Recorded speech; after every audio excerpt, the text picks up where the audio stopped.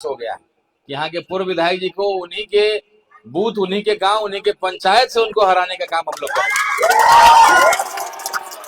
फुलवरिया से भी होगा। पवन जायसवाल जी को लगता है कि बड़े लोग उनके साथ, वो हिंदू मुसलमान का जो आप लोग बेवकूफ बनाते थे खेल खेल करके।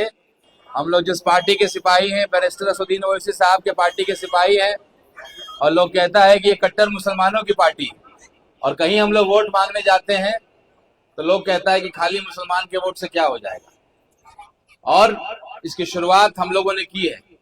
राणा रंजीत सिंह, जिसको 6 महीना पहले बैरिस्टर असदुद्दीन ओवैसी साहब ने अपना उम्मीदवार घोषित किया, और बड़ी उम्मीद है उनको कि ढाका विधानसभा एक बदलाव करेगी। ये दाग जो इस पार्टी पे लगा हुआ है, आज मुसलमानों की लड़ाई लड़ने वाली कोई पार्टी बची नहीं। अगर कोई पार्टी शुरू होती है तो उसको आतंकवादी पार्टी घोषित करके पार्टी को खत्म कर दिया जाता है। इकलौती पार्टी है, और इसलिए है क्योंकि बैरिस्टर इस पार्टी के राष्ट्रीय अध्यक्ष हैं। उनको सारी चीजें मालूम है, लड़ना आता है, समझना आता है, संघर्ष करना आता है। तो इकलौती पार्टी और अंतिम मौका है। तो आप लोग विधायक जी के पंचायत से आते हैं तो मैं समझता हूं थोड़ा लिहाज तो करना ही पड़ता है, लेकिन जब मैं आपसे हाथ मिला रहा हूं और जो मेरा हाथ धीरे धीरे लोग दबा रहा है, या मेरे कान में जो लोग इशारा कर रहा है, और घूमने के बाद ये मुझे पूरा विश्वास हो गया कि यहाँ के पूर्व विधायक जी को उन्हीं के बूथ, उन्हीं के गांव, उन्हीं के पंचायत से उनको हराने का काम हम लोग करेंगे। और ये केवल पूर्व विधायक जी के साथ नहीं होगा, फुलवरिया से भी होगा। पवन जायसवाल जी को लगता है कि बड़े लोग उनके साथ, वो हिंदू मुसलमान का जो आप लोग बेवकूफ बनाते थे खेल खेल करके, इस बार वो खेल नहीं चलने वाला है। हिंदू मुसलमान का खेल इस बार नहीं चलेगा, क्योंकि राणा रंजीत सिंह खुद एक हिंदू है, और पार्टी जिसको आप कहते हैं कि मुसलमानों की पार्टी है तो ठीक है, वही सही, लेकिन राणा रंजीत सिंह खुद एक हिंदू है, और मुसलमान की पार्टी अगर आप जानते हैं और कहते हैं तो चलो वही सही। इस बार हिंदू मुसलमान नहीं होगा, विकास मुद्दा होगा, ये आपकी समस्याएं मुद्दा होगा। जो आपकी खराब सड़कें, आप कहते हैं कि हमको दोबारा मौका दीजिए तो हम ऐसा कर देंगे, वैसा कर देंगे, भ्रष्टाचार खत्म कर देंगे, हम आपका रोड बना देंगे, ये कर देंगे। अरे भाई साहब, जब मौका मिला था तो आपने क्या किया, उसको लोग भूल जाएगा क्या? जो आपने किया है वही ना दोबारा अंदाजा लगाएगा। आज चुनाव है, आप 4.5 साल चुप रहे, एक शब्द पवन जायसवाल के खिलाफ नहीं बोले। आपका भी कुछ दिन पहले आपका भी गाड़ी को तोड़ा गया, फाड़ा गया, फिर भी कुछ नहीं बोले। तो कैसे बोलिएगा, कैसे लड़िएगा? क्या आपने विपक्ष की भूमिका निभाई?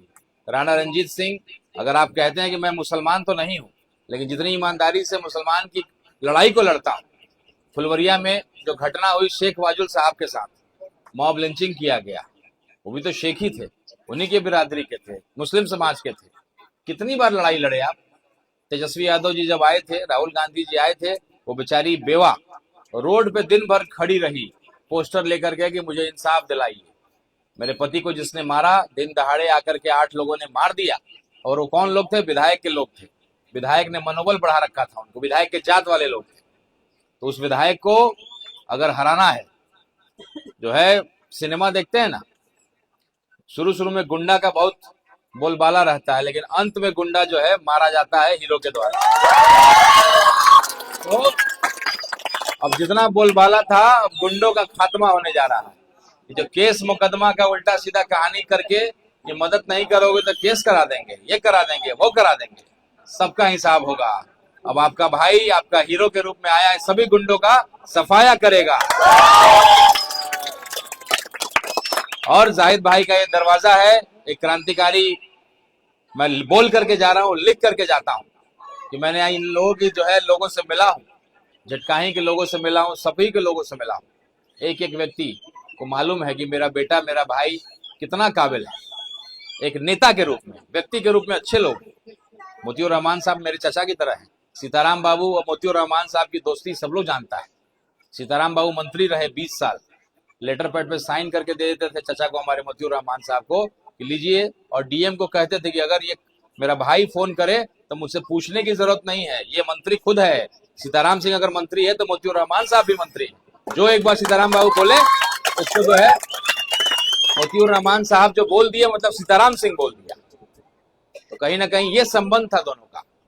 तो हम लोग यही कहते हैं, चूंकि ये उनका गृह पंचायत है, अगर फैसल भाई आपके बेटा हैं, मोतियुर रहमान साहब के बेटा है, तो राणा रंजीत सिंह भी आपका भतीजा है, कोई बाहर का नहीं है। दोनों हमारे गार्जियन की तरह थे। मोतियुर रहमान साहब हमारे भी चचा की तरह।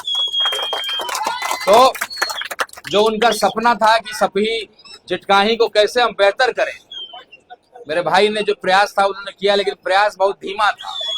वो धीमा प्रयास की वजह से आज ये रोड की स्थिति है। मैं 5 नंबर वार्ड में गया था, कोई जनाजा वहां से नहीं गुजर सकता है, पैदल आदमी नहीं जा सकता है, कोई मोटरसाइकिल नहीं जा सकता है।